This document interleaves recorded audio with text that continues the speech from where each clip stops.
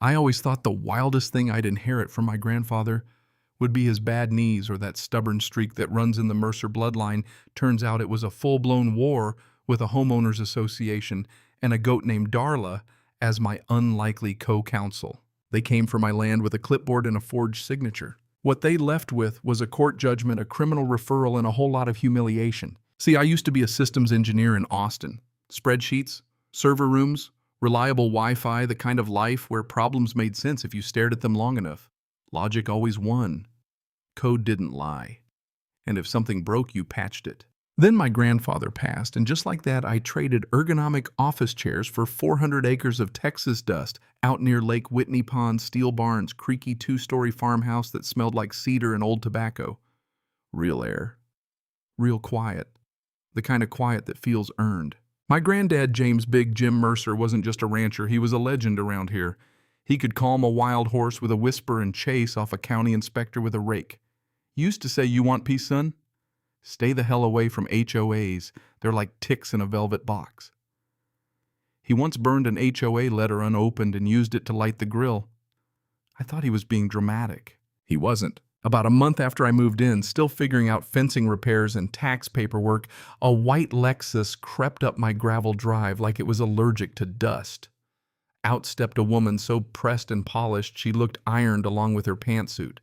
Clipboard tucked under one arm, smiled tight enough to crack porcelain. "Karen Stone," she said like it should mean something, "president of High Meadow Estates HOA." Before I could even process why a suburban HOA president was on my ranch, she flipped open a manila folder with courtroom flair and announced I owed $92,000 in past due assessments. $92,000. Apparently my grandfather had joined their HOA in 2009, and as his heir, the responsibilities transferred to me. I laughed. I genuinely thought it was a joke. My grandfather would have rather wrestled a rattlesnake than sign HOA paperwork. Then she showed me the agreement. One page. Cheap copy paper. A signature that looked like someone tried to trace my granddad's name while riding a mechanical bull. No notary, no witnesses, no county filing. She held it like it was scripture. I didn't argue. I smiled. Nodded. Watched her Lexus roll back down the drive. Then I called Juan Espinosa, my lawyer, and my granddad's old friend. Juan drinks whiskey from jelly jars and files lawsuits like he's skinning rattlesnakes. 24 hours later, he called back. "Kyle," he said, "this document is garbage. Your land's explicitly exempt from any HOA jurisdiction. Always has been. And that signature, it's fake." That should have been the end of it. It wasn't. Because Karen didn't back off, she escalated. Violation letters started showing up weekly. Failure to maintain boundary vegetation. Excessive light pollution from barn floodlights. Unauthorized use of rural equipment during quiet hours. Quiet hours on a ranch. Then came anonymous tips to the county claims I was diverting natural water sources. Immigration officers showed up to question one of my ranch hands after a so-called tip about documentation. My gate lock was cut. Mailbox pried open. One morning, I found a dead fish nailed to my barn door with a sticky note, "Pay what you owe."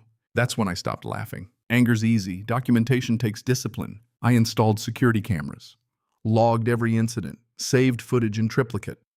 If she wanted a paper trail, I'd give her one, just not the kind she expected. And then came the twist. I started knocking on doors, not the HOA board, but the old-timers. Folks who'd lived here before cul-de-sacs multiplied like rabbits. An elderly couple told me they'd been hit with a similar retroactive inclusion claim. Paid $7,000 because they couldn't afford to fight. Then I found Marcy Delgado, former HOA secretary. Brought her wine, told her I just wanted the truth. Turns out Karen had been creating these agreements on her home computer, scanning signatures from old permits, manufacturing jurisdiction where none existed. There were email screenshots talking about creative ways to assert control over outlier properties like mine. It wasn't about community standards. It was about power. Juan brought in a forensic handwriting analyst, retired FBI 0. Patience for nonsense. The expert compared signatures and practically laughed in court later. Intentional simulation, he called it. Poorly executed. Meanwhile, one of my cameras caught Karen at my mailbox late one night muttering, "Let's see you ignore this one." I paused that footage and thought, you really stepped in it now. Word spread. A local blogger picked up the story. Neighbors started showing up at my gate with their own violation letters, their own stories of intimidation. I wasn't isolated, I was just the first one stubborn enough to push back. Karen, of course, didn't retreat. She accused me of community destabilization. Flyers went up warning about aggressive livestock. They meant Darla, my limping sunbathing goat who's more therapist than threat. Then one morning I heard grinding metal, a backhoe trenching into my east fence line. Work order signed by Karen. On my land. I called the sheriff. He looked at my deed, looked at the order, and told the crew to pack it up. Karen showed up fuming, talking about fluid boundaries. The sheriff blinked. That's not how property law works. That's when I knew she wasn't just greedy, she was unraveling. 3 weeks later, Juan filed a 56-page civil suit, fraud, harassment, extortion, trespass, defamation. We also filed a criminal complaint. Karen was served at my gate. I was tightening a saddle strap when the process server handed her the envelope. She shot me a look like I'd personally insulted her aura. This is slander, she snapped. No, I said, it's discovery. Court day felt like the air before a thunderstorm. She showed up with 2 lawyers and enough perfume to fumigate a courtroom. I wore boots still dusty from the barn. Juan carried our case file in an ammo crate. The forensic expert testified. Marcy testified. The mailbox footage played on a giant screen, Mercer Ranch clearly visible in bold letters. Laughter rippled through the gallery when her lawyer tried to argue it could be any mailbox. Then Karen took the stand, and she lost it. She rambled about moral standards, accused the judge of bias, and God bless it, actually said if he'd just paid the fee, none of this would have happened. Juan leaned forward. So you admit it was about money. Silence. Verdict came down hard. Guilty on every civil count. Karen personally fined $75,000. Community service. Referred for criminal prosecution. The HOA ordered to pay $300,000 in restitution, not just to me, but to other residents she'd targeted. I didn't cheer. I just sat there thinking, that one's for you, Grandpa. The thing about justice, it's quieter than revenge. It doesn't explode. It settles. The wind feels different afterward. The mailbox stays closed. The headlights at midnight disappear. Neighbors held a town hall. Standing ovation when I walked in. Not loud, just real. People who'd been bullied on their own land finally exhaled. Here's the part nobody tells you: the real lesson snuck up on me. Power doesn't always look like a tyrant. Sometimes it's a well-dressed woman with a clipboard and a fake smile. And most of the time, bullies don't win because they're strong. They win because people are tired, or scared, or alone. The moment folks realized they weren't alone, Karen's authority evaporated like spilled whiskey on hot pavement. A few months later, life went back to normal.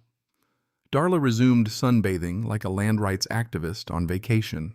The pond shimmered. Grass grew wild again. Then one morning, a postcard arrived, postmarked Cayman Islands. Sunset on the front. On the back, could have been your problem. Karen. I laughed so hard I choked on coffee. Pinned it to the corkboard above my workbench right next to the court ruling and a cartoon of Darla stomping an HOA sign like Godzilla. Local news did a segment. I sat on a hay bale with Darla beside me and told the reporter, know your rights, document everything. And if they bring a fake contract, bring a real lawyer and maybe a goat. I even burned a new wooden sign for the front gate. You've entered Mercer Ranch. No trespassing. No HOA. Yes, we're serious. If you're looking for trouble, we've got a goat with an attitude. That's the thing about karma. It doesn't always show up loud. Sometimes it arrives in a courtroom, ruling in a silent mailbox. So here's the question I keep chewing on. At what point does community governance turn into control? When does standards become a weapon? And how many people quietly pay just to avoid the fight? I fought because I could.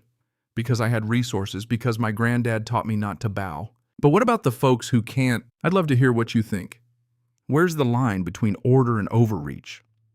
Have you ever dealt with someone who mistook authority for ownership? Drop your take below, and if you've got your own story about standing up to power, I'm all ears. Out here on Mercer Ranch, we learned one thing for sure. You can bring a clipboard to a cattle fight, but don't be surprised when the goat wins.